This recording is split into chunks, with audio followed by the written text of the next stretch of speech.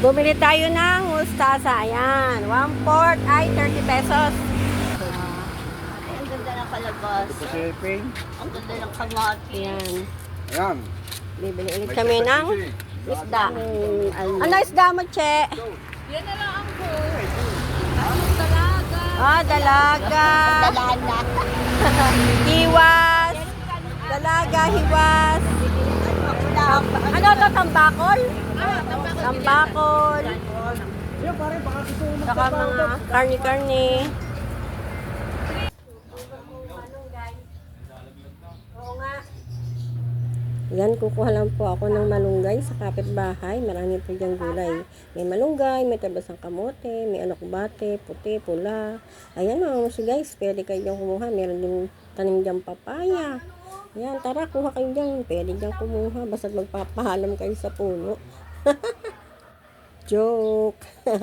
Pwede po diyang kumuha mga musi guys.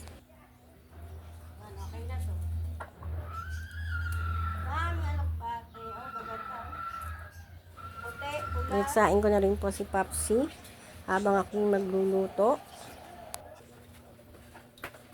Kumuha po ako ng malunggay para sa ating kalabasa na may miki at marunggay. Oh, sarap, murang. Ayan, at tayo mag-isa. Mag-isa na tayo. Ayan. Ilagyan natin ang pork. Konti lang po yan. Tatagara ko lang po yan sa rep. Nagkasya ako na kasi dalawa lang naman kami ni Papi. May sigay. Nalagyan natin ng konting asin. At i-golden brown ko po yan, mga mansigay.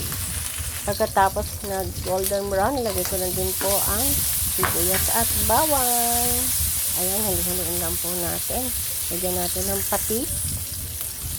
Ayan. Paminta. At sundan din po natin yung ating pampasarap na din sa mix. Halo-haloin lang po natin mga mansigay.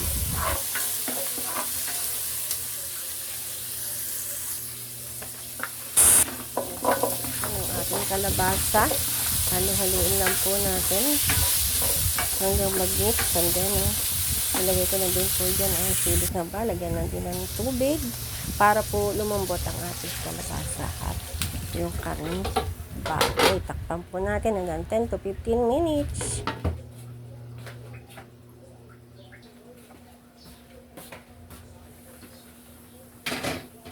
After 10 minutes, mga mamisi guys, lagyan natin ang miki at siling haba. Ayan, haluin lang po natin hanggang mag-mix ang ating mga ingredients.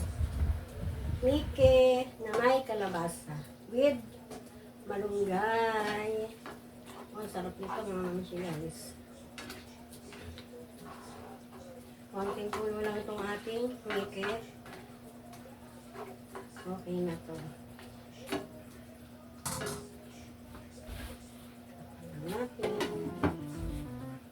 Lagyan na po natin ang ating malunggay.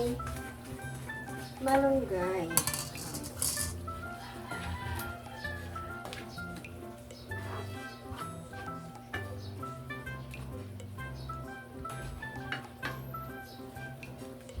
Malunggay na miki with kalabasa. Ayan, po natin.